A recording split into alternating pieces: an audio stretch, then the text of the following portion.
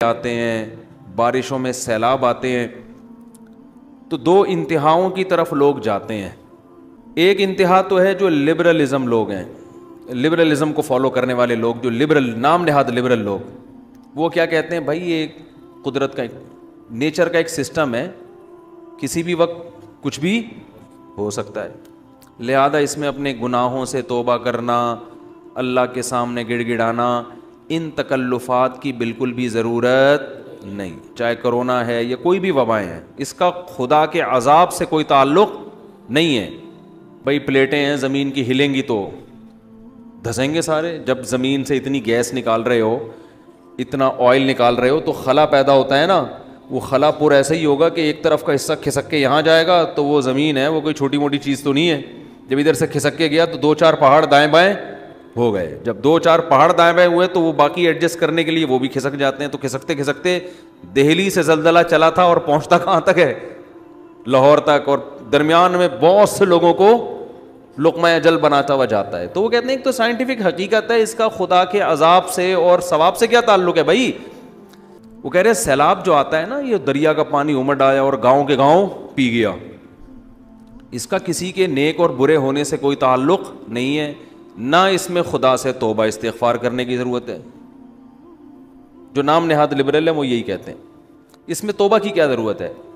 بھائی یہ تو گلیشیئر پگھل گیا تھا, گرمی زیادہ پڑی تھی, تو پگھل جب جائے گا تو ظاہر ہے دریا میں پانی زیادہ آئے گا. جب پانی آئے گا تو ظاہر ہے سائڈوں پہ نکلے گا, جب سائڈوں پہ نکلے گا تو وہ جو بھی سائڈ پہ بیٹھا ہوا ہوگا اس کو بہا کے لے جائے گا. اس کا اس سے کیا تعلق کہ اس نے تہجد پڑھ کے بیٹھا ہوا ہے یا گناہ کر کے بیٹھا ہوا ہے, اس کا اس سے کیا تعلق ہے کہ وہ بد نظری کرتا تھا, سود کھاتا تھا. یہ مولوی لوگ تمہیں خم خمیں ڈراتے ہیں, دیکھو وہ گاؤں کے لوگ سود کھاتے تھے, عذاب آیا اور سیلاب پانی بہا کے لے گیا.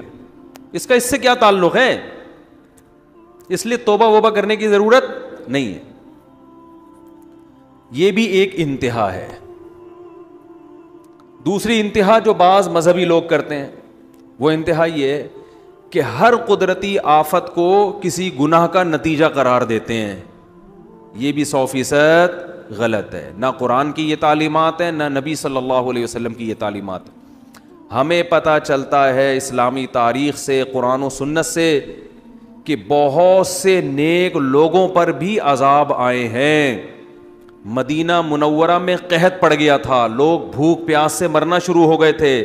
حضرت عمر کا دور خلافت تھا. اس سے اچھا دور کائنات میں آ سکتا ہے؟ قحط پڑا ہے, طاعون کی بیماری پھیلی, 25,000 صحابہ اور تابعین لقمہ اجل بن گئے, جو اس وقت دنیا کے بہترین لوگ تھے, مگر وبا پھیلی ہے اور ہزاروں لوگوں کو اس نے لپیٹ لیا, جن میں زیادہ تر صحابہ اور تابعین تھے.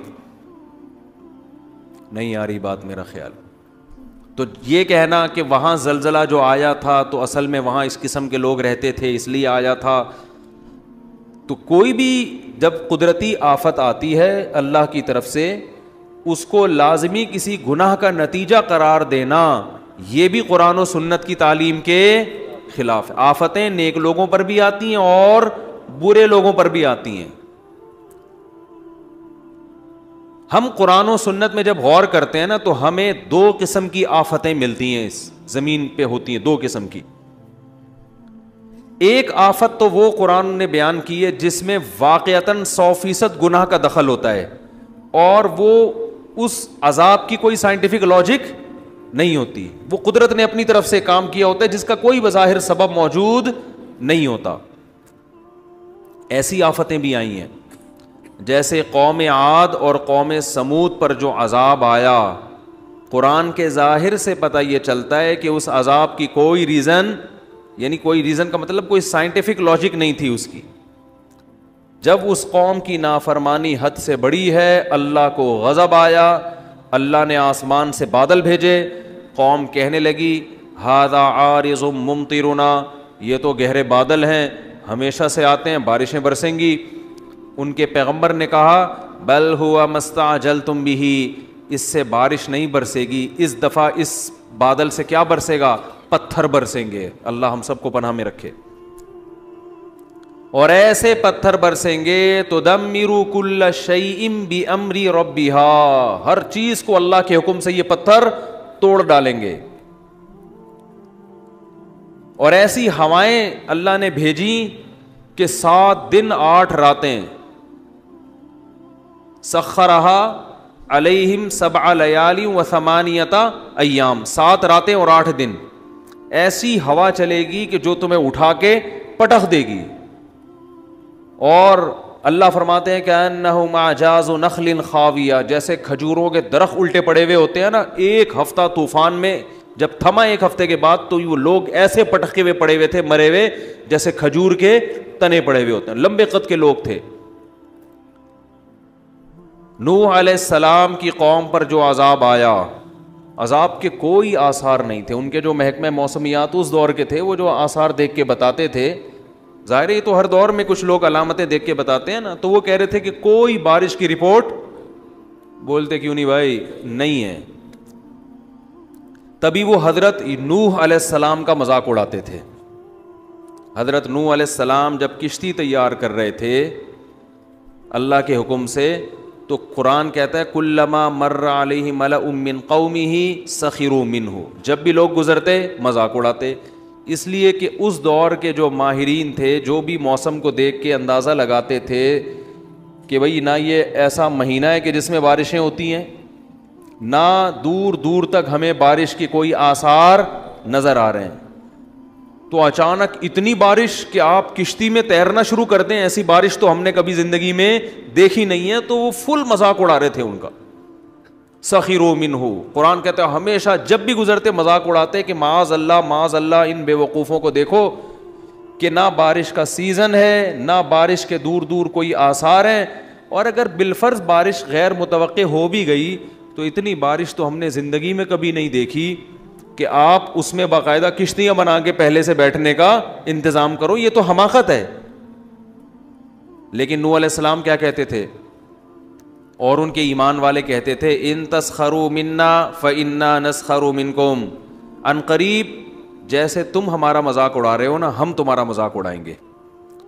کیوں مذاق؟ اس بات کا کہ جو خدا اسباب کے ذریعے بارشیں پیدا کر سکتا ہے، وہ کسی قوم کو عذاب دینے کے لیے بغیر سبب کے بھی عذاب میں مبتلا کر سکتا ہے. جس کی یہ طاقت اور قدرت تم نے دیکھی ہے، جو سمندروں سے پانی اڑا کے آسمان پہ لے جا کے برسا سکتا ہے. اس نے ایک چکر، ایک سائیکل چل رہا ہے تو وہ سائیکل کا محتاج نہیں ہے، وہ ویسے بھی اٹھا کے برسا سکتا ہے. جس نے آدم اور حوا کو بغیر باپ اور ماں کے پیدا کر دیا، تو اب آپ یہ دیکھو کہ بغیر ماں باپ کے بچہ پیدا ہو ہی نہیں سکتا. تو آپ کہو کہ بھئی اب ناممکن ہے، تو اللہ کے لیے ناممکن تھوڑی ہے. اللہ نے تو آدم اور حوا کو بغیر باپ اور بغیر ماں کے پیدا کر کے دکھایا اللہ نے، تو اس اللہ کے لیے تھوڑی مشکل ہے. تو مذاق تو ہم تمہارا اڑائیں گے کہ تمہیں اس خدا کی باتوں پہ یقین نہیں آ رہا. تو یہ وہ عذاب تھا جو اس دور کے سائنسدان، کیا اس دور کے سائنسدان بھی اس کی لاجک تلاش نہیں کر سکتے. دنیا میں ایسے بہت دفعہ ہوا ہے. لوط علیہ السلام کی قوم پہ پتھروں کی بارش ہوئی ہے، اور اللہ نے زمین کو اٹھا کے الٹا کر کے پٹخ دیا. اس کی کوئی لاجک نہیں ہے. یہ بھی ممکن ہے کہ ہو لاجک، اللہ نے لاجک پیدا کر دی ہو، کوئی وجہ پیدا کر دی ہو، لیکن ضروری نہیں ہے. اللہ یہاں اسباب کا محتاج نہیں ہے. تو ایک عذاب تو وہ ہوتا ہے جو بغیر کسی سبب کے اچانک مسلط ہو جاتا ہے، جس میں سائنسدان بھی حیران ہوتے ہیں، وہ کہتے ہیں ہمیں سمجھ میں نہیں آ رہا. تو یہ عذاب پچھلی امتوں میں زیادہ ہوئے تھے، اور نبی صلی اللہ علیہ وسلم نے فرمایا میری امت میں بھی ہوں گے مگر پچھلی امتوں سے کم ہوں گے، لیکن ہوں گے ضرور. آپ صلی اللہ علیہ وسلم نے فرمایا جب گناہوں کی کثرت ہوگی میری امت میں مسخ کے واقعات بھی ہوں گے، شکلیں تبدیل ہو جانا. بنی اسرائیل کو اللہ نے منع کیا تھا نا ہفتے کے دن شکار مت کرو، پھر بھی کیا انہوں نے. رات کو سوئے ہیں، صبح جب اٹھیں تو کچھ لوگ بندر بن چکے تھے اور کچھ لوگ سور اور خنزیر بن چکے تھے. یہ چیز سائنسدانوں کی سمجھ سے بولو بھائی باہر. جیسے حضرت عیسیٰ کو اللہ نے بغیر باپ کے پیدا کر دیا، سائنسدان مانیں گے اس کو؟ وہ کہتے ہیں بھائی لیبارٹری میں تو ایسی، یہ ممکن ہی نہیں ہے. لیبارٹری تو یہ کہتی ہے کہ یہ پاسبل نہیں ہے.